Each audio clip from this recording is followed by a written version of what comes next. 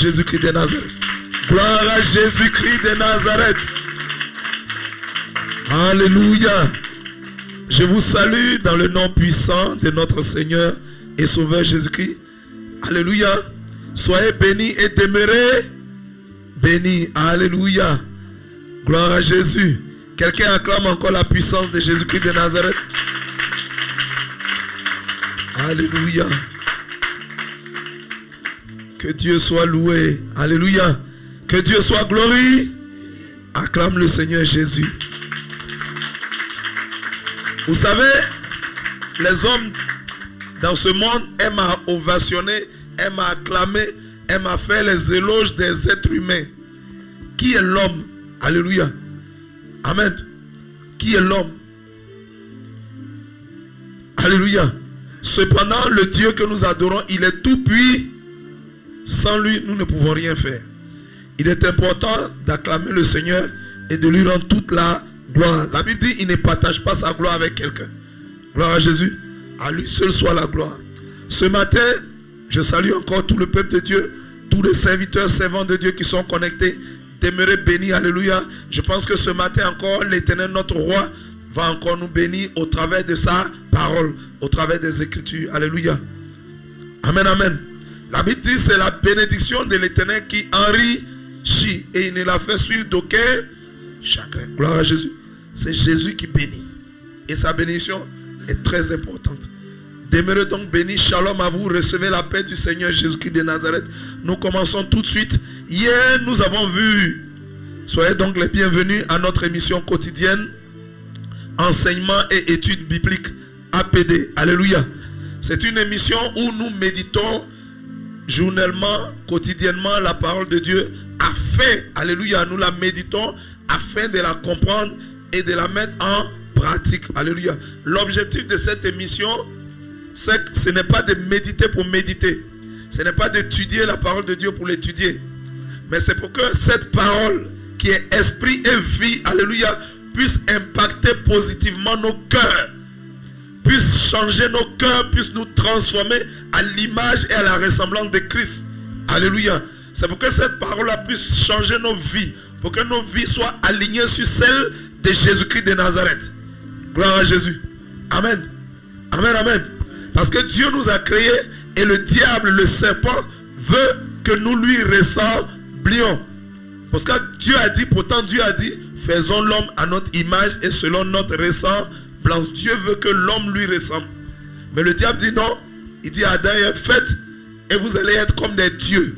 Les dieux, c'est petit d au pluriel. Alléluia, petit d au pluriel. Les dieux de ce monde, c'est le Satan et ses démons. Donc vous voyez que le diable veut que nous lui ressemblions. Pendant que Dieu nous a fait à son image et à sa ressemblance. Gloire à Jésus. Ce qui fait, comment ressemblons-nous à Dieu? Nous ressemblons à Dieu. Nous avons déjà vu ça hier. Alléluia. Amen. En restant aligné, en restant attaché, en restant connecté à la parole de notre Dieu. Gloire à Jésus. Comment le diable nous éloigne-t-il et veut que nous lui ressemblions, lui et ses démons? C'est en falsifiant la parole de Dieu. En faisant sortir la parole de Dieu hors de son contexte. Alléluia. En trafiquant la parole de Dieu. En l'expliquant avec des erreurs. Gloire à Jésus. En réalité, le diable ne veut pas expliquer la parole de Dieu. Il veut séduire. Il veut tromper. Quelqu'un me comprend? Hier, donc, nous avons vu les questionnaires. Et ce matin, nous allons travailler sur Genèse chapitre 10.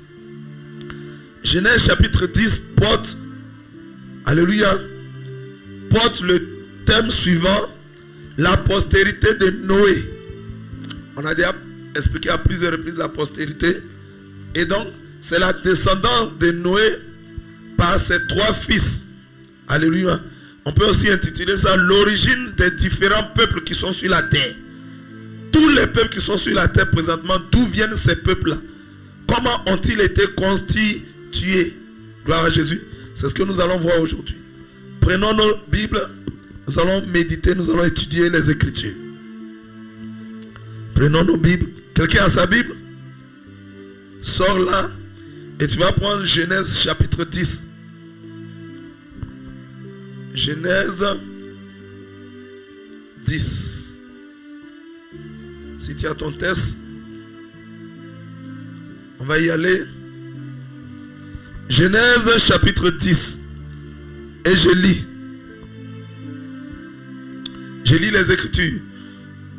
Voici la postérité des fils de Noé. Sem, Cam, Japhet. Il en naquit des fils après le déluge. Gloire à Jésus. Alléluia. On ne va plus expliquer postérité parce qu'on sait déjà ce que c'est. Alléluia. On en a parlé pendant plusieurs émissions. Amen, amen. La Bible dit voici la postérité, c'est-à-dire les descendants, alléluia, des fils de Noé. Aujourd'hui, on parle des descendants des fils de Noé. Alléluia. Quels sont les 3 fils de Noé? Noé a eu combien de fils? 3 enfants qui sont... Prenez le micro s'il vous plaît. Prenez le micro. Gloire à Jésus. Les 3 fils de Noé, c'est Sem, Cam et Japhet. Sem, Cam et Japhet. C'est ce que la Bible dit en Genèse 10, verset 1. Il dit, voici la postérité des fils de Noé, Sem, Cam et Japhet. La Bible dit, il a naquit des fils après le déluge. C'est-à-dire que à Sem a engendré des enfants. Cam a engendré des enfants. Et Japhet a engendré aussi des enfants. Gloire à Jésus. Il a eu des petits. Le verset 2 dit quoi? Les fils de Japhet.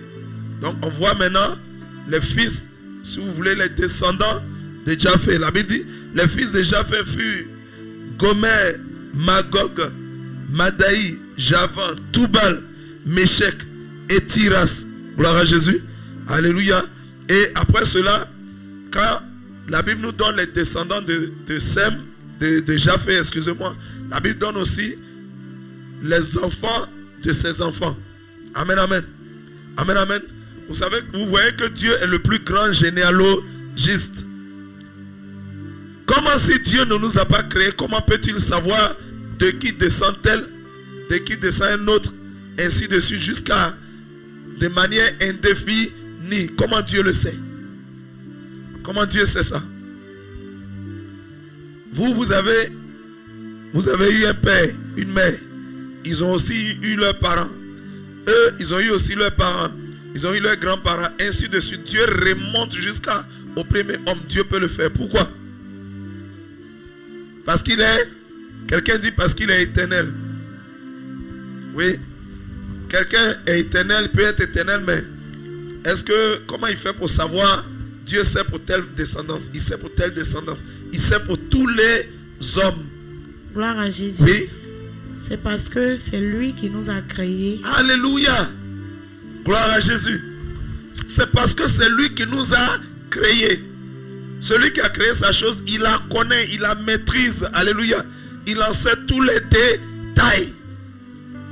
Toutes les familles qui sont sur la terre, Dieu peut remonter ta famille jusqu'à Adam. Il peut remonter les peuples, les nations, les ethnies jusqu'à Adam. Il maîtrise ça parfaitement. Pourquoi? Parce que c'est lui qui nous a créés. C'est lui qui nous a créés. Gloire à Jésus. Amen. On continue. Verset 3. La Bible dit, les fils de Gomer, Ashkenaz, Riphat et Togarma. Verset 4. Les fils de Javan, Elisha, Tarsis, Kittim et Dodanim. Amen. Dans le verset 5, c'est par eux qu'ont été peuplées les îles des nations selon leur tente. Alléluia. Selon leur terre, excusez-moi.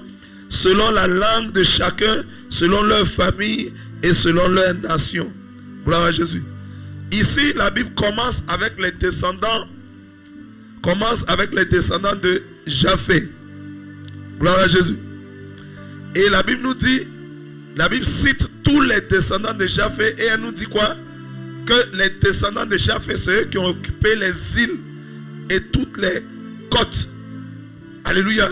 Toutes les régions côtières et les îles, c'est les descendants de Japhet. Ça vous rappelle quoi? Ça vous amène, quels sont les peuples, les nations qui habitent les îles et les côtes? Les îles et les côtes. Quels sont ceux qui sont au bord des côtes et qui habitent les îles? Gloire à Jésus. La Bible dit ce sont les descendants de Japheth. Verset 6. Gloire à Jésus. On continue. Les fils de Cam furent Cush, Misraïm, Pout et Canaan. Alléluia. Nous sommes passés au deuxième fils de Noé qui s'appelle Cam. On écrit Cham. Je préfère lire ça Cam. Alléluia. Il s'appelle Cam. Et la Bible dit il a eu Cush, Misraïm, il a eu Pout et il a eu Canaan. Gloire à Jésus. Cush, ça signifie noir. Ça signifie noir. Alléluia. Et Cush, si vous voulez, c'est, comment on appelle ça? Cush, ça veut dire noir. Alléluia. Et après, il y a Misraïm. Après, il y a Pout et il y a Canaan. Ça fait combien d'enfants? Ça fait combien d'enfants? 4 enfants. On acclame le Seigneur. Il a eu exactement 4 enfants. Gloire à Jésus. Et je disais tout à l'heure que non seulement couche signifie noir, mais ça équivaut, alléluia, à l'Éthiopie et aux Éthiopiens. Gloire à Jésus. Misraïm équivaut à l'Égypte. Alléluia. Et aux Égyptiens. Gloire à Jésus. Et Pout équivaut à la Somalie. Alléluia. Et aux Somaliens. Et dans la région de l'Arabie. Gloire à Jésus. Et enfin Canaan, vous connaissez bien Canaan. C'est ce pays-là où coule le lait et le miel. Où Dieu a voulu envoyer le peuple d'Israël. Amen. Où il a voulu envoyer les descendants d'Abraham. Gloire à Jésus. Alléluia. Vous voyez très bien que retenez bien toutes ces informations, car elles vont nous servir tout le long d'études de la parole de Dieu. Gloire à Jésus. Donc, la Bible dit, verset 7, allons verset 7. La Bible dit, les fils de Cush étaient Saba, Avila, Sapta, Raema et Sapteka. Les fils de Raema, Seba et Dedan. Gloire à Jésus. Amen, amen. Amen, amen. Donc Cush a eu des enfants. Et on vient de citer tous ces enfants. Comment Dieu sait tous ces détails? Alléluia. Tous ces détails. Comment il maîtrise tout ça? Tel vient de temps, tel vient de temps. Il est totalement au parfum et au courant de toute la généalogie, de toute l'humanité. Gloire à Jésus. Il sait tout. Il voit tout. Il connaît tout. Dans le verset 7, la Bible dit quoi? On a lu le verset 7. Allons 8. La Bible dit Cush engendra aussi Nimrod. Gloire à Jésus. C'est lui qui commença à être puissant sur la terre. Cush, alléluia, le premier fils de Cam, il a engendré tout ce qu'on a dit. Et la Bible met à part un autre descendant de Cush qu'on appelle Nimrod. Nimrod signifie quoi? Nimrod. Que signifie Nimrod? Nimrod veut dire le rebelle. Celui qui aime la rébellion. Gloire à Jésus. Un descendant de Cam s'appelle le rebelle. Le rebelle, la rébellion signifie quoi? Que veut dire la rébellion? On doit expliquer tout ça. La rébellion c'est quoi? Oui? Micro rapidement.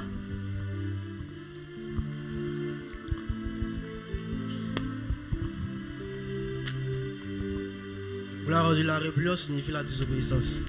Il dit la rébellion signifie la désobéissance. Allons-y rapidement au suivant. Gloire à Jésus. Oui. Pour moi, la rébellion, c'est de refuser de se soumettre à des ordres bien donnés.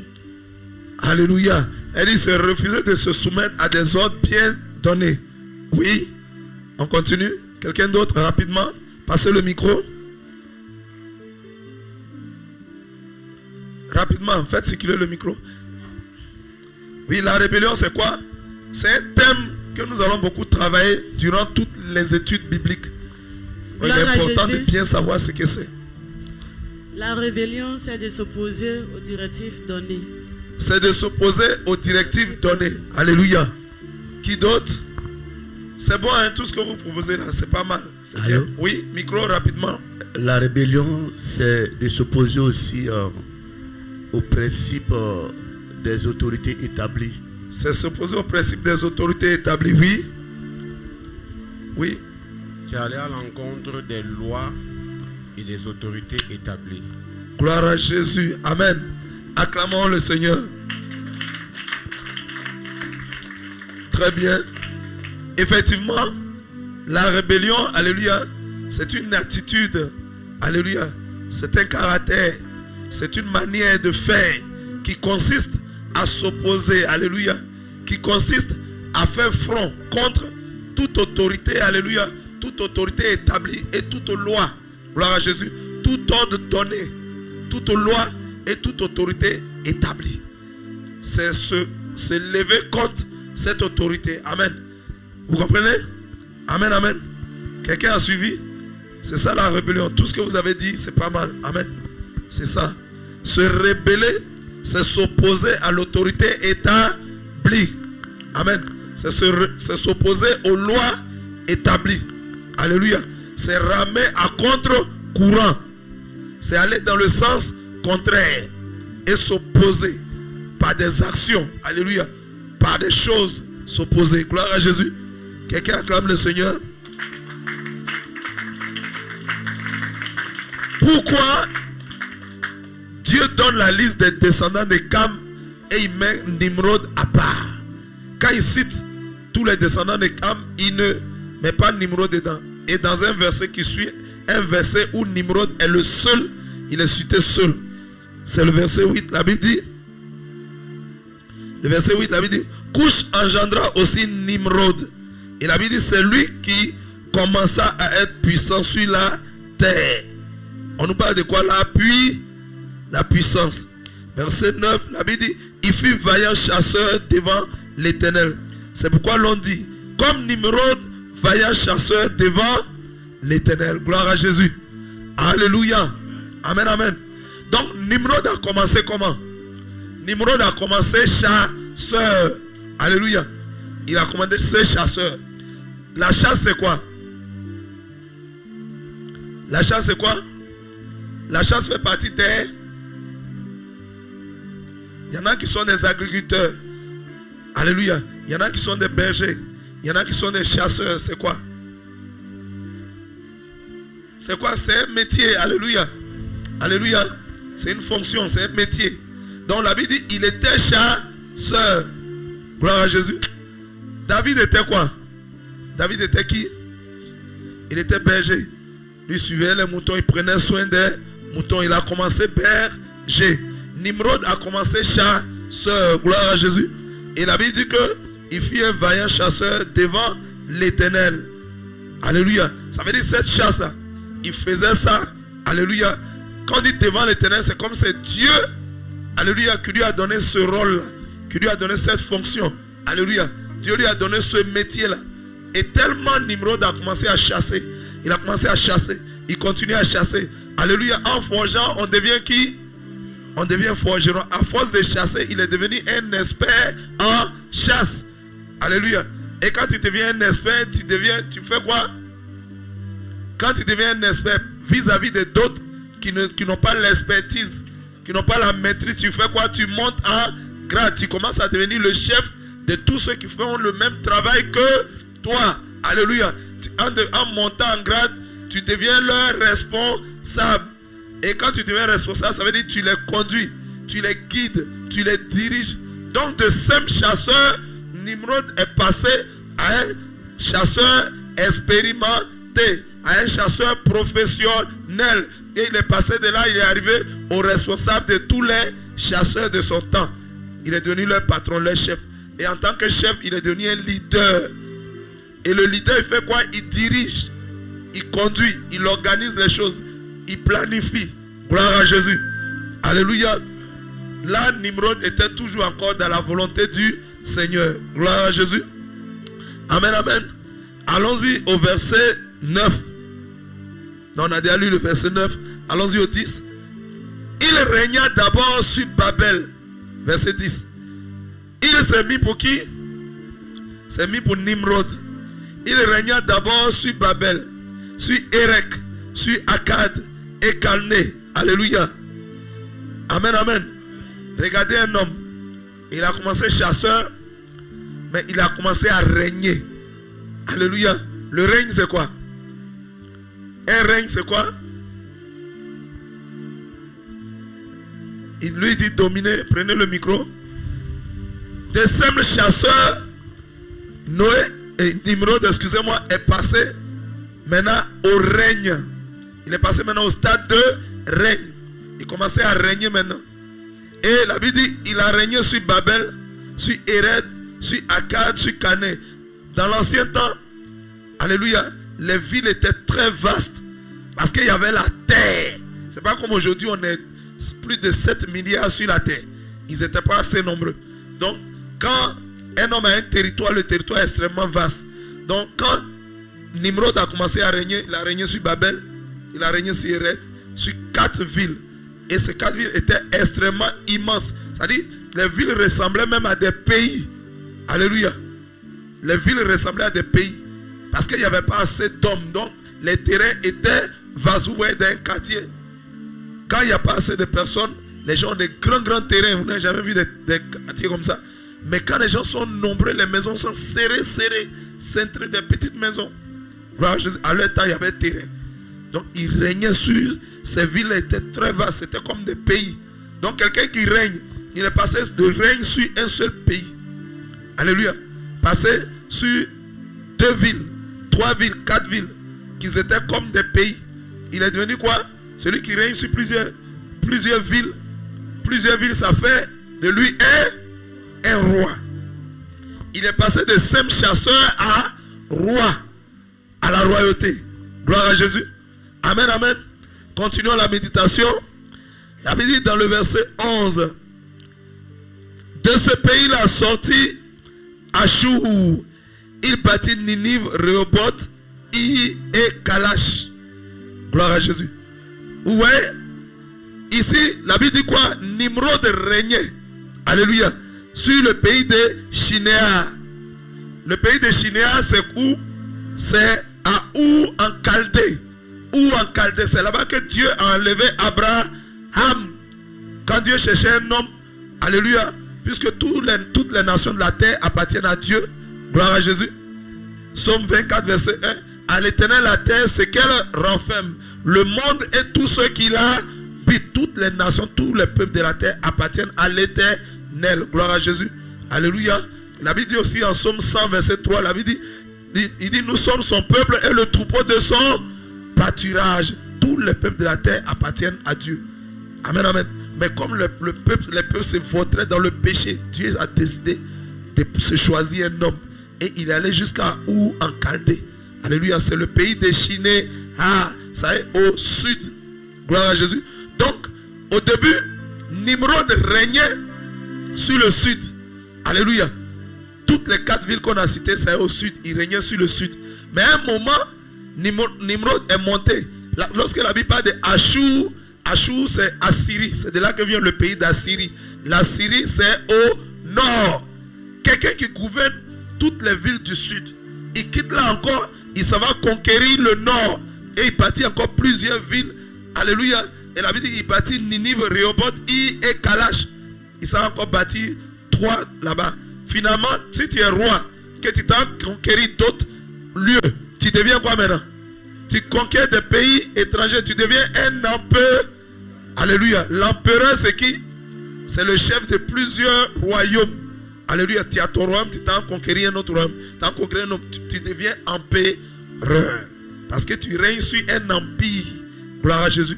Sur ta terre, sur la terre, sur des terres étrangères. Donc, de simples chasseurs, Nimrod est passé de chasseur à chasseur professionnel. Alléluia. Et de chasseur professionnel, il est passé au chef de tous les chasseurs. Et de là, il est maintenant allé pour devenir roi. Gloire à Jésus. Et de roi, il est passé à empereur. Son pouvoir ne cessait de croître. Nimrod avait la boulimie du pouvoir. Il veut manger pouvoir seulement. Il grossit. Il grossit. Il grossit. Tellement Premièrement, il aime le pouvoir. Quelqu'un qui a la boulimie du pouvoir, c'est quelqu'un qui aime le pouvoir.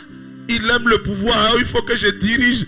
Ah, il faut que je commande. Il faut que je dirige plusieurs personnes. Il faut que je commande. Oh, j'aime le pouvoir. Oh, il était assoiffé de pouvoir. Gloire à Jésus. Est-ce que quelqu'un comprend la puissance de la parole de Dieu? Alléluia. Est-ce que quelqu'un comprend? Gloire à Jésus. Alléluia. Le pouvoir. Nimrod fut le premier souverain de la terre. Et le pouvoir l'a rendu fou. Le pouvoir l'a rendu déréglé. Parce que quand tu aimes le pouvoir, alléluia, que tu vas de pouvoir en pouvoir, gloire à Jésus, tu vas chuter, tu vas tomber un jour. Amen, amen. Parce que le pouvoir appartient à Dieu. Et toute personne à qui Dieu donne le pouvoir doit l'exercer dans les strictes limites, alléluia, de la prérogative, c'est-à-dire de ce que Dieu t'a donné, le domaine, la limitation. C'est-à-dire, toi, allez, tu vas faire l'église ici, ou bien tu vas exercer l'autorité ici. Amen, amen. Ça ne concerne pas l'évangélisation. Parce que dans le domaine de l'évangélisation, Dieu dit, allez, faites de toutes les nations des disciples. Quelle limite Dieu nous a donné? Quel est le territoire que Dieu nous a donné? Toute la terre, de conquérir toute la terre. Et tu ne conquiers pas pour ton propre avantage, mais pour gagner les âmes. Et quand tu gagnes les âmes, c'est pour où? Les âmes, c'est pour la terre, c'est pour le ciel, c'est pour que les âmes soient sauvées. Alléluia. Et quand la Bible dit que quand une seule âme est sauvée, c'est la joie au ciel. Alléluia. Gloire à Jésus. Amen, amen. Mais un homme qui ne travaille pas pour le ciel et qui recherche le pouvoir pour le pouvoir, alléluia, il cherche le pouvoir pour le pouvoir, il devient un dominateur, il devient un dictateur. Et donc Nimrod était un homme violent, un homme qui avait la boulimie du pouvoir. Il était le premier souverain de la terre. Il a conquis d'abord le sud, tout le sud, alléluia, du pays de Ou en Chaldée, le pays de Shinéa, et après il a conquis la Syrie, il a conquis aussi le nord, il a bâti plusieurs villes. J'aimerais dire à quelqu'un, à partir de l'exemple de Nimrod, il ne faut pas que tu aimes le pouvoir. Alléluia. Il ne faut pas que tu sois un amoureux du pouvoir. Alléluia. Amen, amen. C'est Dieu qui donne le pouvoir. Mais il faut que tu restes dans les strictes limites de ce que Dieu t'a donné. Gloire à Jésus. Si Dieu t'a dit tu es chef de classe, tu es chef de classe. Il ne faut pas aller diriger les autres classes là-bas. Parce que les autres classes ont aussi leur chef. Ce que Nimrod n'a pas fait. L'exemple de Nimrod, c'est l'exemple de la soif du pouvoir. De l'amour exagéré du pouvoir. L'envie de conquérir tout. De prendre possession de tout. De toutes les richesses. Alléluia. Quelqu'un comprend? Commence à comprendre la mentalité de Nimrod. Alléluia. Et on continue. Dans le verset, la Bible dit, verset 12. Et Rézin, entre Ninive et Kalash, c'est la grande ville. Il allait encore conquérir Rézin. Alléluia. Il allait encore conquérir Rézin. Rézin se trouve entre Ninive et Kalash. C'est-à-dire au milieu. Il a pris au nord. Il a pris au sud. Il a pris au nord. Il a pris aussi au centre. Tu as laissé quoi maintenant? Il a tout pris. Toutes les villes. Si on dit il y a ville ici, si on dit il y a espace ici, Nimrod veut conquérir. Quelqu'un comprend? Gloire à Jésus. Alléluia. Acclame le Seigneur si tu comprends bien. Amen, amen. Amen, amen. Allons-y à Matthieu. Allons-y dans le livre de Matthieu. Non, Luc 4. Allons-y dans Luc 4. Luc 4 exprime mieux. Luc chapitre 4. Gloire à Jésus. Luc 4. Regardez ce que la Bible dit.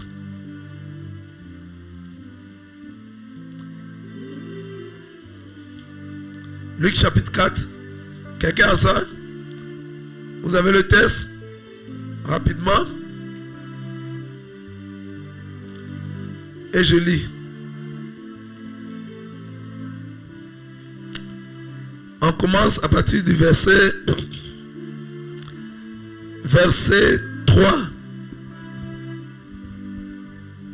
Verset 3. Le diable lui dit, si tu es fils de Dieu, ordonne à cette pierre qu'elle devienne du pain. Gloire à Jésus. Gloire à Jésus. Allons-y au verset 5. Le diable c'est qui? C'est le serpent. Alléluia. Le diable c'est le serpent. Il est toujours là. Il dit, si tu es fils de Dieu, de vous à moi. Quand quelqu'un est fils d'un homme, il sait ou bien il ne sait pas? Aïe. Si tu es fils d'Aïpo, tu sais que tu es fils d'Aïpo. Est-ce qu'on a bien te dit, si tu es vraiment fils d'Aïpo? C'est ce qu'il a dit à Adam et Ève dans le jardin d'Éden. Dieu a-t-il réellement dit? Il met toujours réellement ou vraiment. Ça veut dire qu'il est au courant, il sait. Mais il veut remettre la chose en doute. Il veut remettre ça en cause. Si tu es vraiment Adam, tu sais que je suis. Mais pourquoi tu dis vraiment? Il essaie de te faire douter. Si tu es vraiment fils de Dieu. Si je suis chrétien, c'est que je suis chrétien. Alléluia. Si je suis fils de Dieu, je suis fils de Dieu. Gloire à Jésus. Donc c'est pour faire douter. C'est la ruse du serpent. Allons-y au verset 5. La Bible dit, le diable, c'est-à-dire le serpent, l'ayant élevé, lui montra en un instant tous les royaumes de la terre. Le diable a fait quoi? Le diable l'ayant élevé, c'est quoi? L'élévation. Gloire à Jésus. Donc Dieu bénit, Dieu établit, mais Satan aussi élève. Il y a des postes que le diable donne. Mais comme je vous ai dit tout à l'heure, c'est la bénédiction de l'Éternel seul qui enrichit réellement. Et elle n'est suivie d'aucun. Si le diable t'a élevé, t'a donné quelque chose, tu vas voir ce qu'il y a dedans. Amen, amen. Si le diable, tu allais faire fétiche pour devenir député, quand tu as les 1 million ou je ne sais pas combien par mois, les voitures que tu as, tu prends pour te promener dans toutes les villes pour chercher les filles. Tenez mes cartes de visite. 5 filles, 30 filles, 50 filles. Pourquoi tu ne peux pas ne pas dire que tu vas faire ça? Parce que c'est le diable qui t'a élevé. Gloire à Jésus. Toute élévation du diable fait périr. Mais l'élévation de Dieu bénit réellement. La Bible dit, le diable l'ayant élevé lui montra en un instant tous les royaumes de la terre. Verset 6. Et lui dit, je te donnerai toute cette puissance. Tout à l'heure qu'on a lu le texte de Nimrod, alléluia, la Bible dit quoi? Il fut le premier homme puissant sur la terre. Quelqu'un que Dieu a fait de lui chasseur. Dieu va t'élever. Alléluia. Mais la Bible dit que Nimrod est devenu puissant. Il est devenu très puissant. Gloire à Jésus. Alléluia. Ça vous rappelle quelque chose ici? On dit, et il lui dit, je te donne toute cette puissance. Alléluia. Dieu, nous sommes des instruments de Dieu. Dieu peut nous utiliser dans un domaine, mais la toute puissance appartient à Dieu. Mais le diable dit, je te donne toute cette puissance. Gloire à Jésus. Et la gloire de ces royaumes. Toute gloire appartient à l'Éternel Dieu. Et la Bible dit, il ne partage pas sa gloire. Regardez ce que le serpent dit. Il dit, je te donnerai toute cette puissance et la gloire de ces royaumes, car elle m'a été donnée et je la donne à qui je veux. Et Nimrod a eu la gloire de toutes ces villes-là. De combien de villes? On a cité d'abord 4 villes. Il a eu la gloire de 4 villes, de 4 pays. Il a eu la gloire en bas encore de d'autres pays. Au nord, il a eu la gloire de d'autres pays. Au centre, il a eu la gloire encore de certains pays. L'orgueil est monté en Nimrod. Gloire à Jésus. Dieu élève, mais l'élévation de Dieu ne produit pas d'orgueil. Si le diable t'a élevé, lui-même il est qui? Il est orgueilleux. Donc il va te communiquer son essence. Toute élévation que le diable donne produit l'orgueil. Finit un jour ou l'autre par produire l'orgueil. Et c'est ce qu'il a fait à Nimrod. Lorsque nous étudions la vie de Nimrod, le descendant de Cam, nous nous rendons compte que le serpent était dans les environs. Toutes les notions qui sont dites reviennent au serpent. Et il dit, si donc tu te prosternes devant moi, elle sera tout à toi. Gloire à Jésus. Le serpent parlait ici avec qui? Dans Luc 4. Il était en communication avec qui? Avec le Seigneur Jésus. Alléluia. Seigneur veut dire propriétaire. Seigneur veut dire le maître de toutes choses. Seigneur veut dire le l'ancien. Alléluia. L'ancien des jours. Et il dit à celui-là qui est l'ancien des jours, alléluia, si tu te prosternes, m'adores, je vais te donner toutes ces choses. Regardez comment le serpent agit. C'est comme vous êtes le patron d'une entreprise et puis il y a un jeune garçon qui vient, un petit enfant, il dit, tonton, si tu te baisses, tu t'abaisses devant moi, je vais te donner cette société-là. Est-ce que la société n'est pas déjà à vous? Alléluia. Il te fait croire, le diable est celui-là qui fait croire qu'il veut donner à quelqu'un ce que la personne n'a jamais perdu et ce que la personne possède déjà. Le Seigneur Jésus, tous les royaumes de la terre lui appartiennent. Mais il dit, si tu te procèdes maintenant, je vais te donner tout ça.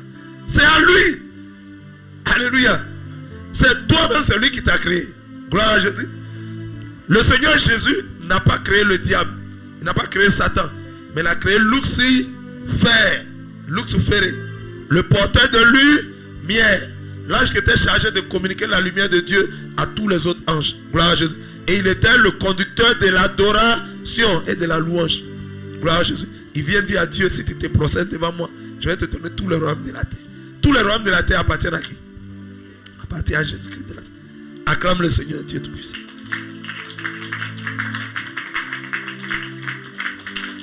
Gloire à Jésus.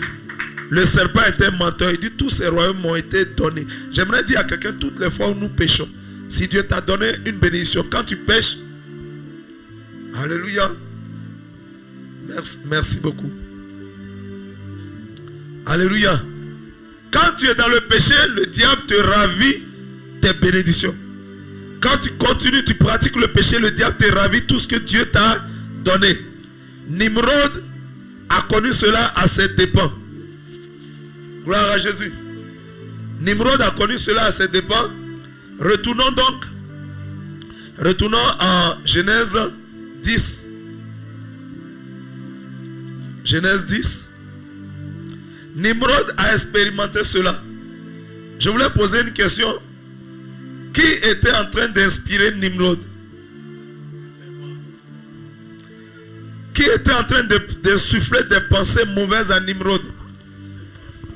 Des pensées de domination, des pensées de conquête de toute la totalité des pouvoirs. Qui était en train d'inspirer tout ça à Nimrod? C'était le serpent. Acclame le Seigneur Jésus-Christ.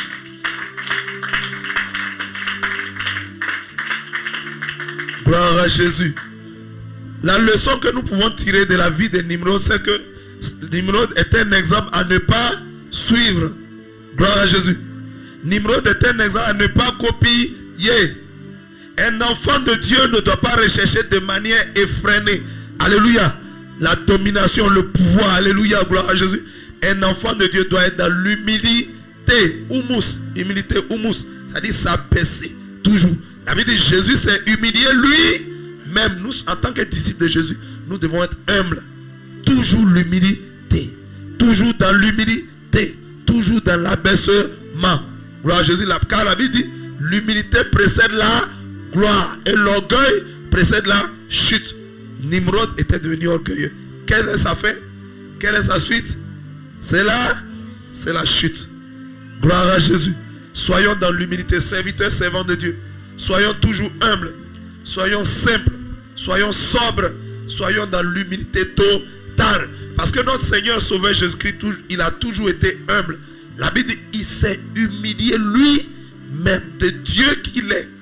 De Dieu que Jésus-Christ est. Il n'a pas cherché à être légal. Alléluia. Il s'est humilié lui-même. Gloire à Jésus. Qui doit t'humilier? Qui doit t'humilier? Tu dois t'humilier toi. Tu dois être humble toi-même.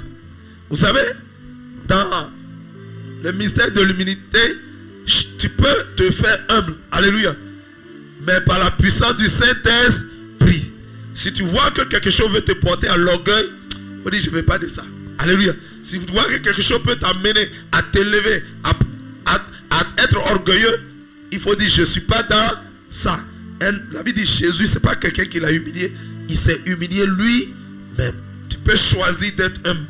Tu peux décider d'être humble. Tu peux travailler à ton humilité. Alléluia. Tout ce qui est orgueil, tu peux fuir ça. Alléluia. Et tu peux t'approcher de tout ce qui te rend humble. Gloire à Jésus. Amen, amen. Amen, amen. Jésus nous a enseigné.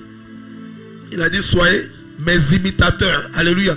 L'apôtre Paul nous a dit, il dit, soyez mes imitateurs comme moi-même je le suis de Christ. Jésus dit de l'imiter. L'apôtre Paul dit de l'imiter. Lui limite Jésus, nous aussi on doit l'imiter. L'apôtre Paul était comment? Est-ce qu'il était orgueilleux? Il était humble. Jésus-Christ était comment? Il était humble. Ne soyons pas comme Nimrod, soyons dans l'humilité. Recherchons toujours l'humilité.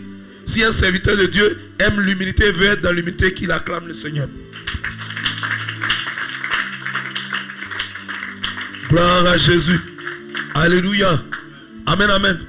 Hier, il y a dans les commentaires, il y a quelqu'un, je ne sais pas si c'est dans les commentaires ou bien si c'est par appel, il y a un serviteur, alléluia, qui m'a posé cette question. Il m'a dit, il a demandé, mais docteur, il dit homme de Dieu, il dit homme de Dieu, pourquoi c'est Cam, nous sommes sur l'étude de la descendance de Cam, donc on va en parler en même temps. Pourquoi c'est Cam qui a péché? Alléluia. Et Noé, au lieu de maudire son fils Cam, il a maudit plutôt Canaan, qui est son petit-fils. La question m'a été posée hier en inbox au téléphone, donc je vais répondre devant tout le monde. Gloire à Jésus. Alléluia. Amen, amen. Vous savez, la Bible dit quoi? La Bible dit que Cam vit la nudité de son père. Gloire à Jésus. Ça peut nous donner deux interprétations. Alléluia. Dans la Bible, en Lévitique 18, verset 8, c'est-à-dire, voir la nudité de son père, ça peut être d'abord en premier lieu. Regarder la nudité de son père, voir son père sans habit, sans vêtements. C'est d'abord la première explication. Gloire à Jésus. Mais en Lévitique 18, verset 8, la Bible dit quoi? Tu ne découvriras point la nudité de la femme de ton père. Il ne faut pas découvrir ça. La nudité de la femme de ton père. Car c'est la nudité de ton père. C'est-à-dire, si tu as vu la nudité de la femme de ton papa, c'est la nudité de ton papa que tu as vu. Donc, voir la nudité, quand on dit Cam a vu la nudité de son père, ça peut expliquer en premier lieu. D'abord que lui-même, de ses propres yeux, il a vu cette nudité. Il a vu son père sans vêtements. Puisque le père venait de s'enivrer, il avait bu l'alcool. Alléluia. Et il était devenu ivre. Gloire à Jésus. L'ivresse, c'est quoi? Être ivre. Ivresse. Être ivre, ça veut dire quoi? Être saoulé. Saoulé veut dire quoi? On est dans l'étude biblique, on doit expliquer tous les mots complexes. Oui.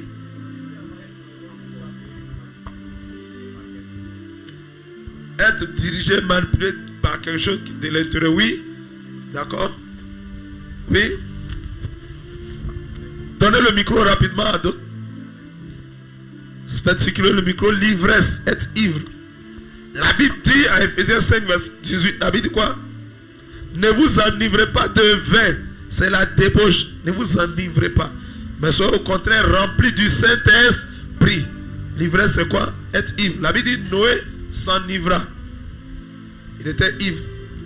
Et il s'est découvert. Oui. Gloire à Jésus. C'est inondé de quelque chose, rempli comme vous avez déjà dit. Amen. Elle dit c'est être inondé de quelque chose. Oui. Gloire à Jésus. Oui. Être ivre, c'est une personne qui n'arrive plus à contrôler ses sens. Être ivre, c'est une personne qui n'arrive plus à contrôler ses sens. Gloire à Jésus. Amen, amen.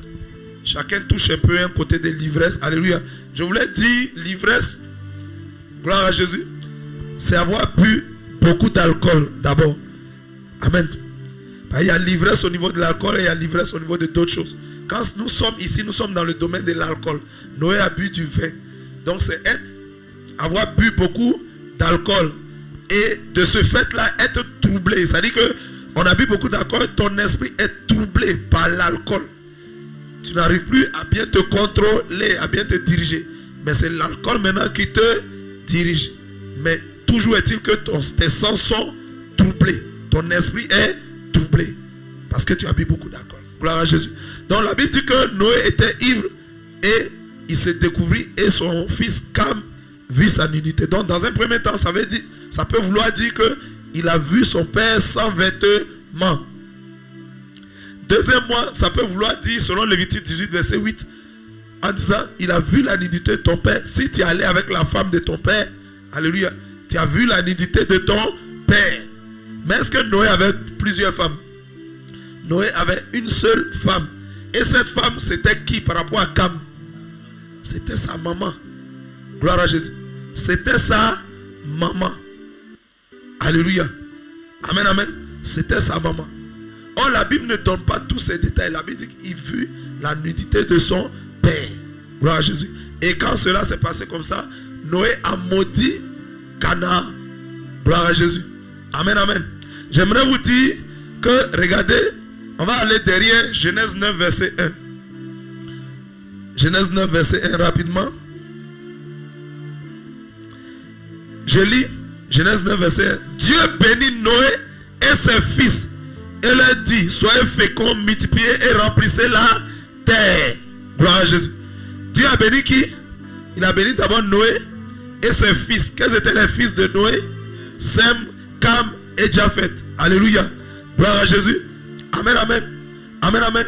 Dieu a béni. Prenons, allons-y dans le livre de Nombre. Le quatrième livre. Genèse, Exode, Lévitique, Nombre. Allons-y en Nombre rapidement. Nombre 23. Gloire à Jésus. Quelqu'un suit très bien. Nombre 23. Allons-y dans le verset.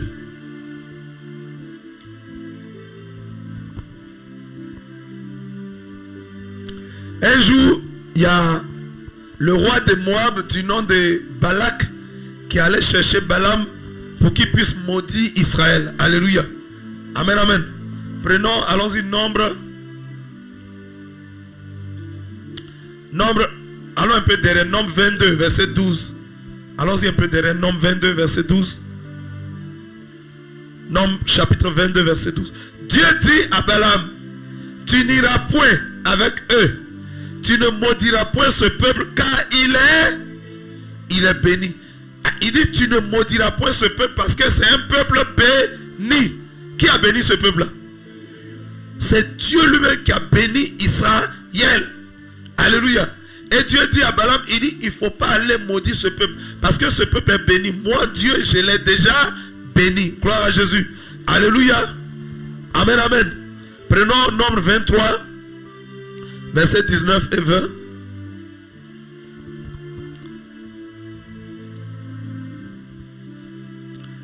Nombre 23, verset 19 et 20. Souvent nous lisons ce verset. Nombre 23, verset 19. Souvent nous le lisons. Dieu n'est pas un homme pour mentir, ni fils d'un homme pour se repentir. Ce qu'il a dit, ne le fera-t-il pas? Ce qu'il a déclaré, ne l'exécutera-t-il pas? Nous lisons beaucoup ce texte, mais voilà le contexte précis dans lequel Dieu a donné ce verset. Dieu n'est pas un homme pour mentir. Quand vous prenez Genèse 12, qu'est-ce que Dieu a dit à Abraham? Genèse chapitre 12. Dieu a dit à Abraham, je te bénirai. Il dit, quitte ton pays, quitte ta patrie, quitte la maison de ton père. Je te bénirai, je ferai de toi une grande nation. Je rendrai ton nom grand. Je bénirai ceux qui te béniront et je maudirai ceux qui te maudiront. Et toutes les nations de la terre seront bénies en toi. Gloire à Jésus. Dieu a fait quoi? Il a béni Abraham. Gloire à Jésus. Amen, amen. Et donc dans Nombre 23, verset 19, il dit quoi? Dieu n'est pas un homme pour mentir, ni fils d'un homme pour se repentir. Ce qu'il a dit, c'est quand Dieu a dit, en Genèse 12. C'est en Genèse 12 que Dieu a dit que Abraham et ses descendants seront bénis. Gloire à Jésus. C'est en Genèse 12, verset 2 et 3. Verset 2 et 3, Dieu a béni Abraham. Gloire à Jésus. Alléluia. Et il dit, maintenant Dieu a béni Abraham. Maintenant si Dieu laisse Balaam maudire la descendante d'Abraham. Alléluia. Ça veut dire quoi? Dieu est tellement... Si Dieu a béni Abraham, alléluia, et que Balaam vient maudire Abraham, gloire à Jésus. Et quand tu maudis l'enfant de quelqu'un, c'est la personne que tu as maudite. Gloire à Jésus. Si tu as maudit l'enfant de quelqu'un, qui t'a maudit? Tu l'as maudit. Alléluia. Amen, amen. Et donc, Dieu dit, moi j'ai déjà béni Abraham. Si Balaam le maudit, alléluia, Abraham risque de ne pas être béni. Oh, moi je suis obligé d'accomplir ma parole. Si Dieu n'accomplit pas sa parole, il devient un menteur. Donc la bénédiction doit demeurer. En réalité, la bénédiction de Dieu est irréversible.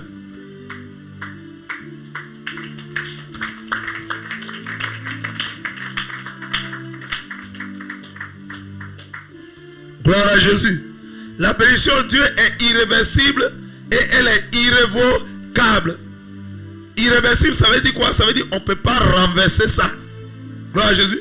Aucun homme, aucun être, aucune personne ne peut renverser ce que Dieu a déclaré.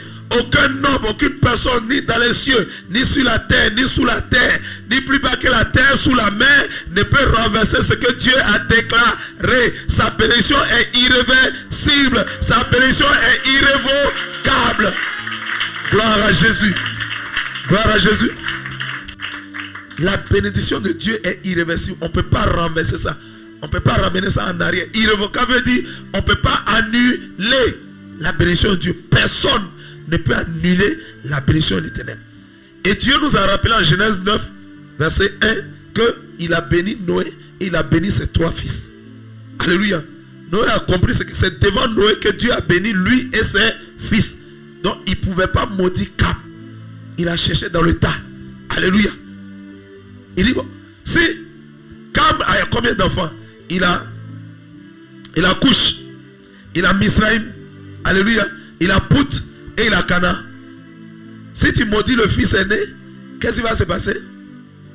Alléluia. Le premier, on a parlé du premier la dernière fois, la prémisse. Ça va descendre. Noé regarde dans le tas, il dit, bon, Cana, tu es maudit. Alléluia. Quelqu'un comprend? Ce que Dieu a béni, personne ne peut maudire. Donc Balaam a dit, qui je suis pour maudire quelqu'un que Dieu a béni. Gloire à Jésus. Acclame la puissance de la parole de Dieu.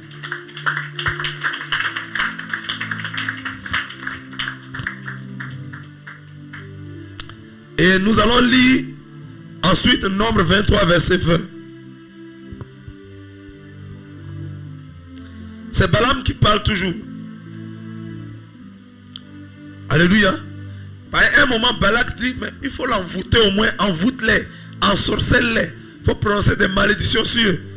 Balaam dit, Nombre 23, verset 20, il dit, voici, j'ai reçu l'ordre de bénir. Il a béni, qui est il?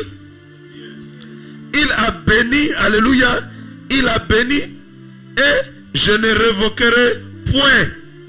La bénédiction de Dieu est irrévocable.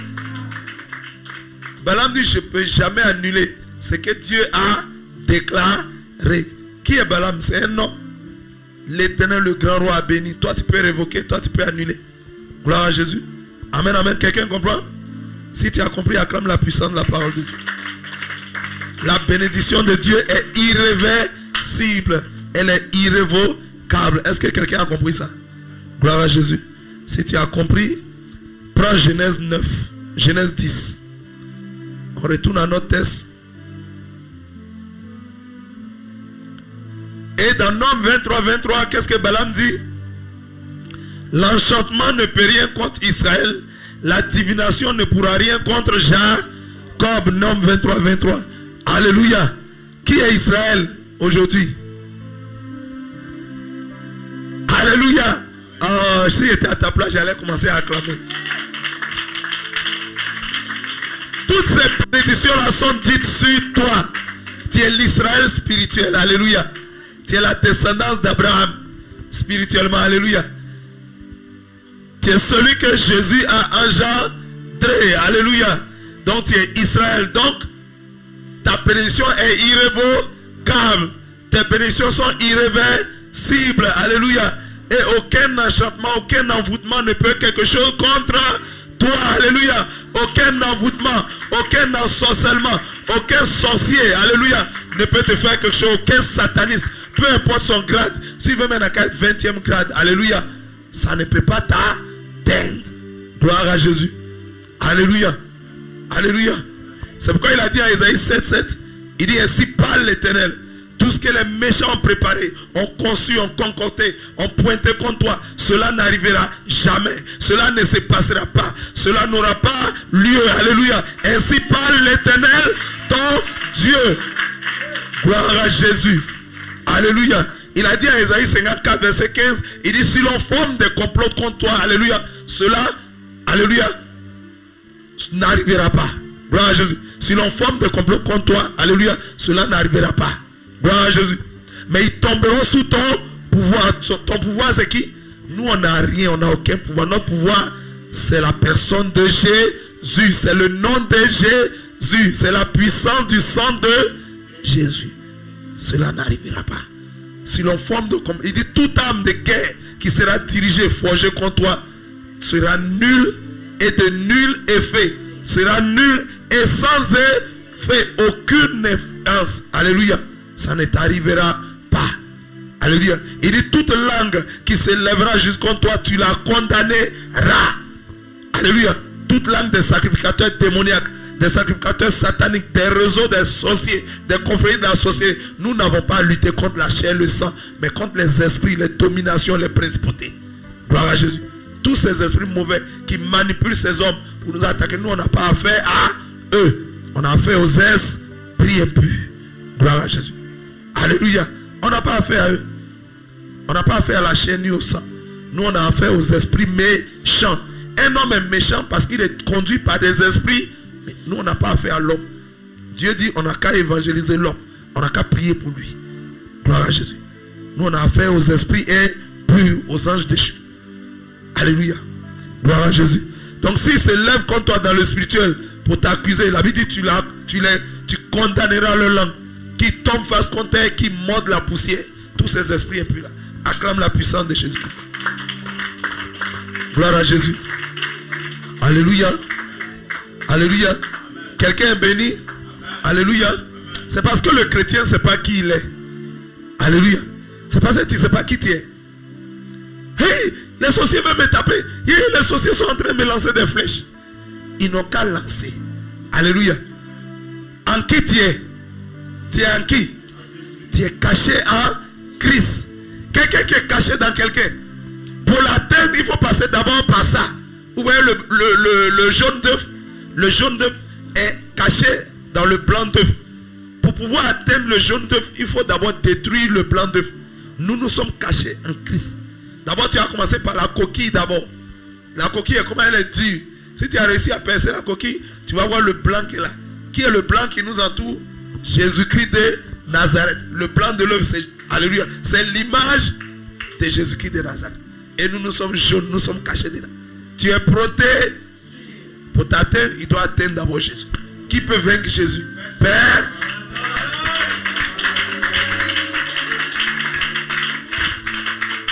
Gloire à Jésus. Mais il y a des chrétiens qui ont peur. Et les sorciers de ma famille veulent me tuer. Reste serein. Si tu es vraiment chrétien, si tu es vraiment un enfant de Dieu, si tu as reçu Christ dans ton cœur, si tu as l'Esprit de Dieu, alléluia, tout ce que tu as à faire, c'est de marcher en nouveauté de vie. C'est de marcher dans la sainteté, dans la sanctification, dans la pureté, afin de ne pas ouvrir des portes aux démons. C'est tout ce que tu as à faire. Glorifie ton Dieu seulement, loue-le. Amen. Si quelqu'un s'est élevé, si un esprit s'est élevé, il va comprendre. Il va témoigner. Alléluia. Toi, adore ton Dieu seulement, loue-le, célèbre-le. Gloire à Jésus. Un enfant de Dieu même a des gardes de corps. Tu ne payes même pas garde de corps, ils sont là. La Bible dit, les anges sont nos compagnons de service. Tu as des gardes du corps. Tu ne les payes même pas, ils sont invisibles. Alléluia. Tant que tu marches dans la sainteté, ils seront là. C'est pourquoi la Bible dit en Somme 34, verset 8. L'ange tenait camp autour de ceux qui les créent et les arrachent du... Acclame la puissance de la parole.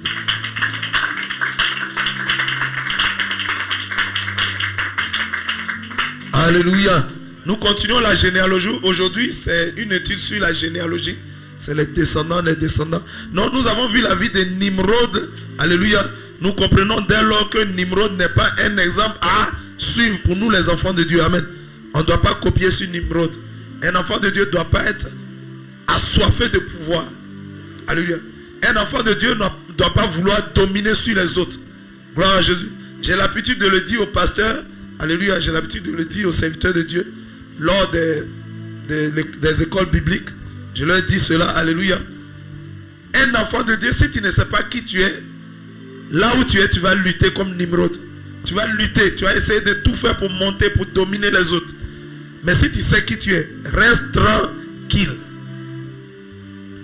Si tu connais ton identité, reste tranquille. Assieds-toi, fais l'œuvre de Dieu. C'est Dieu très bien. Alléluia. Les gens qui luttent comme Nimrod, alléluia, dans la présence de Dieu, ne savent pas qui ils sont. Ils veulent se débattre, alléluia, pour se forger eux-mêmes une destinée. Pour que Dieu, il veut forcer la main de Dieu pour que Dieu les élève. Toi, quand tu es dans la présence de Dieu, fais ton travail proprement. Fais ton travail correctement. Sans vouloir qu'un homme te regarde. Sans vouloir que quelqu'un te voie. Dans la discrétion. Alléluia. Travaille correctement. Ne cherche pas à ce qu'un homme te voie. Hé, hey, papa, tu vois, je suis en train de bien faire. Regarde, tu as vu comment j'ai pris fort. Les démons même sortent. Regarde moi. Travaille tranquillement. Même si l'homme ne te voit pas, Dieu va lui dire, il faut mettre telle personne ici. Il faut le mettre ici. Il faut le mettre ici.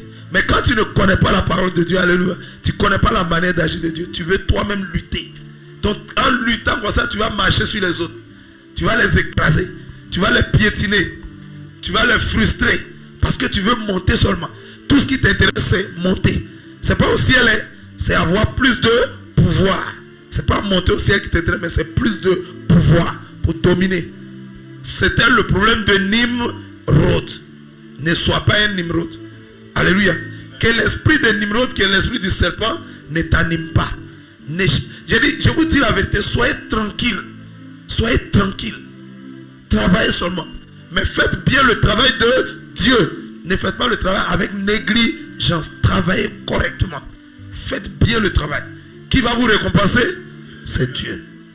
Avant toute récompense même, en réalité, il a dit en Jérémie 1 verset, il dit, je connais les projets que j'ai formés sur vous. Jérémie 29 verset 11. Amen. Je connais les projets que... Ce sont des projets de bonheur et non de malheur, afin de vous donner un avenir et de l'esprit. Nous tous qui sommes ici, là, Dieu a déjà prévu quelque chose pour chacun de nous.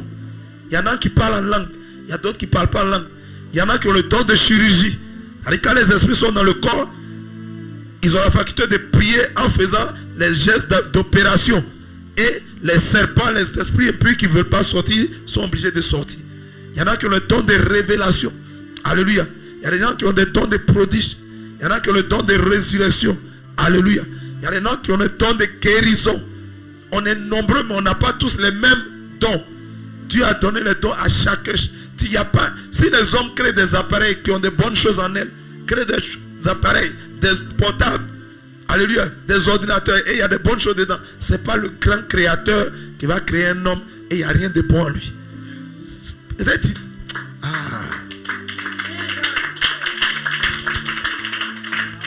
Tu ne sais pas qui tu es, alléluia. Si tu sais que tu es vraiment un enfant de Dieu, fais le travail de Dieu tranquillement. Reste tranquille. Alléluia. Il y a un temps pour toutes choses sur la terre.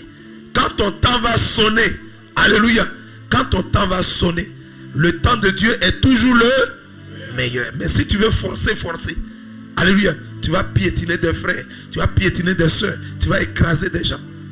Gloire à Jésus. Alléluia, reste tranquille. Ne fais pas comme Nimrod. Gloire à Jésus. Nimrod était un dominateur. Il marchait sur les autres. Il écrasait. Il était violent. Quelqu'un me comprend? Sois tranquille. Sois tranquille. Amen. Et c'est Dieu de tout ton cœur, de toute ton âme, de toute ta pensée, de toute ta foi. Quand le temps va arriver, on va dire, hey, toi tu vas ici. Toi fais ça. Toi fais ceci. Quelqu'un me comprend? Acclame la puissance de la parole de Dieu. Alléluia. Ne cherche pas à devenir grand. C'est Dieu seulement. Amen. Il y a des gens qui cherchent à devenir grand. Ça veut dire que tu es obligé de forcer la destinée. Dieu a rendu Nimrod chasseur. Nimrod voulait devenir grand. Il voulait qu'on le regarde.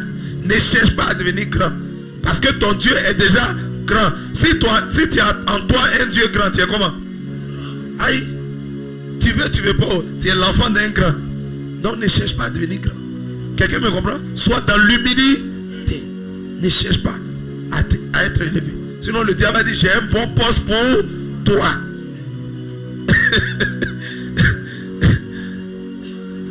le Dieu de l'élévation. Mais le diable étant l'imitateur de Dieu, il limite tout ce que Dieu fait. Il a aussi des propositions d'élévation. Il va dire, il faut trahir la mission, il faut faire ceci, cela. Et je vais te rendre grand, mais va créer ton ministère. Alléluia. Et tu as dit, maintenant c'est moi-même, je suis le pasteur principal. On ne crée pas ministère pour créer ministère. Alléluia. Je vous dis la vérité. Le ministère n'est pas une boutique. Alléluia. Alléluia. Nous avons duré dans l'œuvre. Mais on se lève pour aller créer ministère. Si tu ne connais pas la parole de Dieu, Dieu doit te parler de manière audible et à répétition.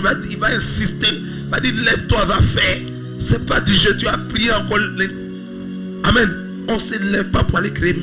Parce qu'on m'a insulté, il m'a créé église. Parce qu'on m'a fait ça, je vais créer église. On ne crée pas église, ce n'est pas boutique. Tu peux aller prendre un magasin tout de suite, faire boutique. Il n'y a pas de problème. Alléluia. C'est Dieu qui appelle. Alléluia. Et c'est Dieu qui établit. Ne jouez pas à ça. Nimrod a travaillé pour être établi lui-même. Quelqu'un comprend? Il faut que ça nous serve de leçon. Parce que la parole de Dieu que nous étudions, c'est pour que ça nous transforme. C'est pour que ça change nos caractères. Et ce n'est pas seulement pour changer, mais c'est pour aligner nos caractères sur Jésus-Christ de Nazareth, sur Dieu. Est-ce que Jésus-Christ s'est levé? Vous avez pas dit Jésus, je suis le Seigneur de toute la terre. Je suis vraiment le Dieu tout-puissant. Est-ce que Jésus a dit? Jésus n'a jamais dit que je suis Dieu. Il dit, je suis un envoyé. Il dit, je fais tout ce que celui qui m'a envoyé m'a commandé. Ça, c'est un acte de quoi? D'humilité. C'est lui-même qui est Dieu. Mais il dit, non, moi je suis un envoyé. Jésus, pourquoi Jésus fait des choses et il nous révèle? Jésus pouvait faire comme il peut ne pas nous révéler. Pourquoi il nous révèle? Pour que nous puissions l'imiter et faire comme lui. Nous, tous les serviteurs de Dieu, nous sommes des envoyés. Mais quand on envoie des gens, on les envoie à diverses tâches. À quelle tâche Dieu t'envoie? Moi, Dieu ne m'a pas envoyé à bâtir église. Alléluia. Amen. Est-ce que vous comprenez? Dieu ne m'a pas dit va faire œuvre. Il m'a dit va travailler avec mon serviteur. Ne vous amusez pas. Lui, là, c'est Dieu ne m'a pas les mains ouvrir église. Dieu ne m'a pas les mains ouvrir église. Travaille humblement sous un leader. Alléluia. C'est pourquoi Dieu a dit à Moïse. Alléluia. Il dit Moïse est serviteur de Dieu. Et il dit Josué, serviteur de Moïse. Gloire à Jésus. Ici, c'est l'évangéliste qui est le serviteur de Dieu. Nous sommes des serviteurs de l'évangéliste pour l'aider, alléluia, à accomplir la tâche que Dieu lui a donnée. Accomplir la vision que Dieu lui a donnée. Quelqu'un comprend? Alléluia. Que cela nous serve de leçon. Que cela nous donne un enseignement. Et comme je le dis, on n'étudie pas pour étudier, mais on étudie pour être transformé. Pour être comme Christ.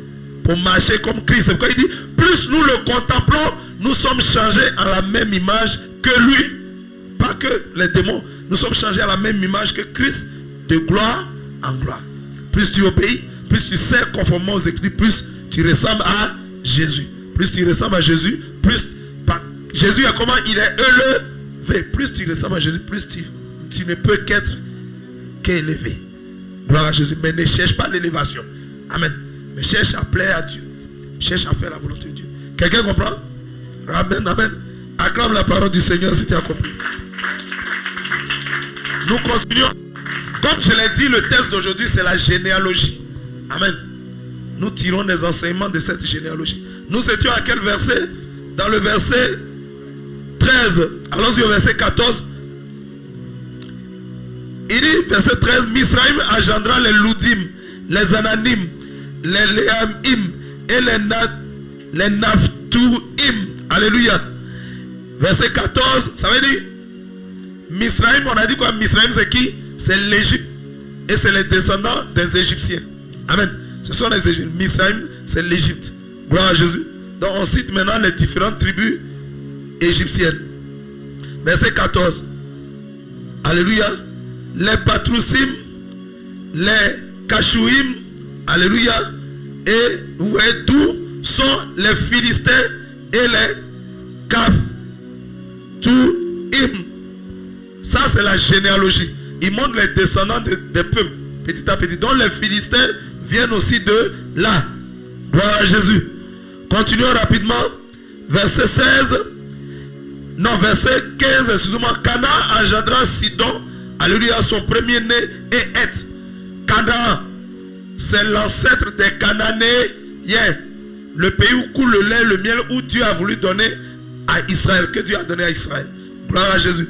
Amen, amen. Dieu a dit quoi? Il a dit, car l'iniquité des Amoréens, des Cananéens, des Phérésiens, des Jébusiens, des Étiens, alléluia, est montée jusqu'à moi. Il dit, j'attends que l'iniquité des Amoréens, des Cananéens, alléluia, arrive à leur comble. Dieu dit à Abraham, tes descendants vont aller dans un pays étranger. Je vous amène à Canaan, mais ils vont passer par un pays étranger. Abraham dit, aïe, il faut les conduire directement à Canaan. Pourquoi tu vas les faire passer par chose? Dieu dit, parce que l'iniquité des Amoréens n'est pas encore arrivée à son comble, à son thème. Ça veut dire quoi? Dieu est un Dieu très juste. Alléluia. Tu pêches, mais ce n'est pas encore arrivé au niveau du jugement que Dieu va te donner. Dieu est patient. Alléluia. Les Cananéens, Dieu leur a donné la terre de Canaan. Alléluia. Ce sont les descendants de Cam. Mais ils adoraient des idoles. Ils sacrifiaient leurs enfants à Moloch. Ils pratiquaient des sacrifices humains. Et Dieu décide un jour de leur arracher la terre. Parce que la terre appartient à Dieu. Et il la donne à qui il veut. Et il dit désormais c'est Israël qui va aller là-bas. Mais il dit, il faut que leur iniquité arrive au niveau. Parce que si Dieu, tu fais un petit pays, il te donne une grande sanction. C'est le Dieu très juste. Donc il va attendre. Quand ton iniquité va arriver là, il va te donner ce que tu mérites. Gloire à Jésus. Et donc, c'est ainsi que quand les 430 ans que Israël a passé en Égypte, l'iniquité des Amoréens était arrivée à son comble. Il a dit, il a suscité maintenant Moïse pour aller libérer Israël de l'Égypte. Gloire à Jésus. Quelqu'un comprend? Amen, amen. Continuons. Verset 16. Les Jébusiens, les Amoréens, les Girgasiens. 17. Les Éviens, les Arkiens, les Siniens. Amen. Les Arvadiens, les Sémariens, alléluia. Les Amathiens, ensuite. Les familles des Cananéens se dispersèrent. Il parle ici des descendants de Canaan, celui qui a été maudit. Gloire à Jésus. C'est leurs descendants. Allons-y au verset 19. Les limites des Cananéens allaient depuis Sidon, du côté de Guéra jusqu'à Gaza, et du côté de Sodome et Gomorrhe, d'Adma et de Seboïm jusqu'à Lécha. Comment Dieu connaît tous ces peuples, toutes ces nations, tous ces territoires où ils vont se disperser? Comment Dieu sait tout ça? Comment Dieu connaît tout ça? Il connaît tous les descendants, toutes les familles, tous les peuples. Il les cite par race, par ethnie. Il montre même leur territoire qu'ils vont habiter. Est-ce qu'au jour d'aujourd'hui, les Cananéens, ils ne sont pas sur les terres qui sont écrites ici? Pourtant, la Bible a été écrite depuis combien d'années? Depuis Moïse. Gloire à Jésus. Depuis Moïse. Mais Dieu citait déjà tous ces territoires. Alléluia, il les citait déjà. Dieu sait tout, il connaît tout. Il voit tout. Gloire à Jésus. Continuons rapidement. Allons-y au verset 20. Il dit, ce sont là les fils de Cam, selon leur famille, selon leur langue, selon leur pays, selon leur nation. Verset 21. Il naquit aussi des fils à Sem, père de tous les fils d'Héber, frère de Japhet, l'aîné. Amen. Gloire à Jésus. Amen, amen. Donc, nous allons maintenant voir dans le verset 22. Il dit, les fils de Sem furent Elam, Ashur, Arpachad, Loud et Aram. Verset 23. Les fils d'Aram, Ul, Geber et Tash. Alléluia. Amen. Verset 24. Arpachad engendra Shelash et Shelash engendra Héber. Je vous ai dit aujourd'hui, l'étude porte sur la généalogie, c'est les descendants. Dieu cite les descendants de tous les peuples. Gloire à Jésus. Verset 25. Il naquit à Héber deux fils. Le nom de l'un est Péleg, parce que de son temps, la terre fut partagée. Et le nom de son frère était Joktan. Gloire à Jésus. Regardez, Héber a eu deux fils. Gloire à Jésus. Héber, il est le père des Hébreux. Comment on appelle les descendants de choses? C'est les Hébreux. Quand vous attendez les Hébreux qui sont allés en Égypte et qui ont été mis en esclavage, ils viennent d'Héber. Est-ce que quelqu'un comprend? Alléluia. Les Hébreux viennent d'Héber. Gloire à Jésus. Les Hébreux viennent d'Héber. Et Héber descend de qui? Il descend de Sem. C'est pourquoi on les appelle les Sémites. Alléluia. On les appelle les Sémites. Tous les descendants de Sem sont appelés les Sémites. Et Héber est un descendant de Sem. Alléluia. Et Héber est l'ancêtre des Hébreux. Les Hébreux, c'est qui? Ils sont devenus après quoi? Les Hébreux, on les appelait comment? Les Juifs. Gloire à Jésus. Pourquoi on les appelle Juifs? On les appelle Juifs en principe. Le nom juif vient de Judas. Alléluia. Jacob a eu 12 fils. Jacob a eu Ruben, il a eu Simeon, il a eu Lévi, il a eu Judas, le 4e fils. Après, il a eu Issachar, il a eu Zabulon, il a eu Dan et Nephtali. Alléluia. Il a eu Azer et Gad. Et après, il a eu Joseph et Benjamin. Ça fait combien de fils? 12 fils. Alléluia. Donc, au début, rien que Judas, le 4e fils, ce sont ces descendants qu'on appelait les Juifs. Est-ce que quelqu'un me comprend? Si on vous demande le sens des Juifs, tout vient Juif là, ça veut dire quoi? Pourquoi on appelle le peuple d'Israël des Juifs? Ça vient de Judas. C'était Judas au début, ces descendants qu'on appelait les Juifs. Mais après, toutes les 12 tribus ont fini par prendre le nom Juif. Désormais qu'on parle de Juifs, c'est les 12 tribus d'Israël. Pourtant au début, à l'origine, c'était rien que les descendants de Judas. Quelqu'un comprend? Acclame le Seigneur. On est en train d'étudier la généalogie. Gloire à Jésus. Donc les fils de Sem furent Élan, Achou. On avait déjà lu ça. On était à quel verset? On était au 25. Allons-y au 26. Joktan engendra Al-Modad, Shelef, alléluia, Atsamavet et Jerash, Adoram, Uzal, Dikla, Obal, Abimael et Seba. Comment Dieu connaît tous ces noms-là? Quelqu'un comprend verset 9? Ophi, Avila et Joba. Alléluia. Tous ceux-là furent des fils de Joktan. Gloire à Jésus. Qui était le papa de Joktan? Alléluia. On a dit Héber. Héber qui est l'ancêtre des Hébreux. Les Hébreux qui habitaient en Égypte, qui étaient esclaves, qui étaient à Goshen. Alléluia. Ils sont les descendants d'Héber. Alléluia. Et Héber a eu 2 fils, Péleg et Joktan. On vient de voir les descendants de Joktan. Gloire à Jésus. Verset 30. Ils habitaient depuis Mécha du côté de Séphar jusqu'à la montagne de l'Orient. Verset 31. Ce sont là les fils de Sem selon leur famille, selon leur langue, selon leur pays, selon leur nation. Gloire à Jésus. Alléluia. Verset 32. Telles sont les familles des fils de Noé selon leur génération, selon leur nation.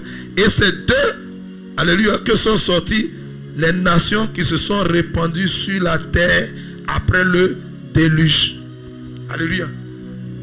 Les Africains viennent de qui? Les Européens viennent de qui? Les Américains viennent de qui? Les Ivoiriens viennent de qui? De Noé. Gloire à Jésus. Alléluia. Et nous venons de Noé. À partir de ces 3 fils, Sem, Cam et Japhet. Alléluia. Aujourd'hui, on a eu à faire la généalogie des descendants de Noé. Gloire à Jésus. J'aimerais dire à quelqu'un, la Bible dit que Noé a eu 3 enfants. Gloire à Jésus. Et certains, souvent on entend dire, quelqu'un m'a posé la question. Alléluia. Les questions viennent, soit ça vient par les commentaires, soit les gens m'appellent. Soit on m'appelle sur WhatsApp en inbox et ils posent des questions. Quelqu'un a dit, mais pourquoi les Africains sont maudits? Je lui ai dit d'abord, les Africains ne sont pas maudits. Jamais de la vie. Africain n'est jamais maudit. C'est une mauvaise part. Les Africains n'ont pas été maudits. Lorsque nous avons vu aujourd'hui la généalogie de Cam, on a vu que Cam a eu 4 fils. Alléluia. Quels sont ces 4 fils là? Gloire à Jésus. Ok. Quels sont ces 4 fils? Il y a d'abord Couche, qui veut dire noir. Alléluia. Alléluia. Ensuite Misraïm. Alléluia. Et Pout. Et après Canaan. Qui a été maudit? Canaan. Nous les Africains, on ne descend pas de Canaan, on descend de Couche, le premier fils de Cam. Les Africains descendent de Couche. C'est-à-dire nous descendons du fils aîné. Est-ce que Couche a été maudit? C'est Canaan qui a été maudit. Gloire à Jésus. Et vous avez vu aujourd'hui les Cananéens, regardez comment, qu'est-ce qui se passe à Canaan. Les idoles, les adorations, tout ça. Alléluia. Quelqu'un comprend? Nous ne faisons pas la politique. Alléluia. Mais on veut juste expliquer que les Africains ne sont pas maudits. Parce que les Africains descendent de Couche. Alléluia. Et Dieu n'aime pas rien que les Africains. Dieu aime tous les peuples de la terre. Dieu aime les Cananéens. Dieu aime les descendants de Couche. Il aime les descendants de Misraïm. Il aime les descendants de Pout. Et il aime les descendants de Canaan. Il aime tous les hommes. Gloire à Jésus. Dieu ne fait exception de... Quelqu'un comprend très bien. Amen, amen. Il n'y a pas un peuple qui est mieux que l'autre. Tout ce que Dieu veut, c'est que tous les peuples qu'il a créés viennent l'adorer, viennent le servir, c'est tout. C'est-à-dire nous avons notre destinée entre nos mains. Si on veut recevoir toutes les grâces de Dieu, le salut, les bénédictions, on doit venir au vrai Dieu qui est Jésus-Christ de Nazareth. Quelqu'un a bien compris la généalogie d'aujourd'hui? Alléluia. Quelqu'un a été béni? Quelqu'un a été béni? Quelqu'un a reçu quelque chose? Acclame le Seigneur Jésus-Christ. Nous venons de finir cette partie de notre étude biblique. Alléluia. Gloire à Jésus. Aujourd'hui est mercredi, c'est ça? Amen, amen. Nous venons de finir aujourd'hui Genèse chapitre 10. Aujourd'hui Genèse chapitre 10, ça concernait quoi? Qu'est-ce que vous avez compris? Ça concernait quoi? Essentiellement. Oui?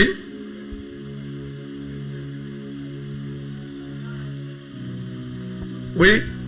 Gloire à Jésus. Oui? Ça concernait la généalogie. Ça concernait la généalogie. De quelle généalogie s'agit-il? Parce que tout le long de la Bible, on aura étudié des généalogies. Amen. Aussi bien dans l'Ancien Testament comme dans le Nouveau Testament. Amen. Ça concernait la généalogie de Noé et ses 3 fils. Ça concernait la généalogie de Noé et ses 3 fils. Et ça concernait aussi comment toutes les nations aujourd'hui, comment la terre a été repeuplée. Après que Dieu ait anéanti tout être vivant sur la terre, il a fallu que Dieu repeuple les nations. Gloire à Jésus. Amen, amen. Amen, amen. Gloire à Jésus. Alléluia. On a... Gloire à Jésus. On a fini pour aujourd'hui. On va acclamer le Seigneur. Si quelqu'un a été béni, il va se tenir debout. Si tu as été béni, acclame la puissance de Jésus. Alléluia. Tu vas dire merci au Seigneur. Ne vous lassez jamais de dire merci au Seigneur, d'être reconnaissant envers ce Dieu tout-puissant qui nous enseigne tous les jours sa parole et les profondeurs de sa parole. Gloire à Jésus. Alléluia. Tu vas commencer à dire merci au Seigneur. Père de gloire, nous voulons te dire merci. Sois reconnaissant, dis merci à Dieu. Dis toujours merci à Dieu. Alléluia, dis merci à Dieu. Sois reconnaissant pour tout ce que le Seigneur a commencé et qui va achever. Tout ce que Dieu fait, alléluia, toujours au travers de sa parole, il nous nourrit. Alléluia, il nous instruit. Il nous fait grandir dans la connaissance de ses voies. Alléluia, il nous fortifie. Dis-lui merci, dis-lui merci, dis merci à ton Dieu. Père, nous te rendons grâce. Père, nous te disons merci. Père, nous te sommes infiniment reconnaissants. Père, sois béni ce matin. Au nom de Jésus. Merci Dieu fidèle. Alléluia. Alléluia. Que ton nom soit béni. Je prie que la parole qui a été enseignée ce matin, l'étude biblique qui a été faite, puisse, alléluia, instruire quelqu'un, puisse fortifier quelqu'un, que quelqu'un s'en serve, alléluia, pour normaliser sa vie, pour ne pas ressembler à Nimrod et tous les descendants qui ont fait de mauvais exemples, qui ont été des mauvais modèles. Que toute la gloire revienne à notre Seigneur Jésus-Christ, lui seul, au nom de Jésus. Quelqu'un dit Amen. Que le Seigneur vous bénisse.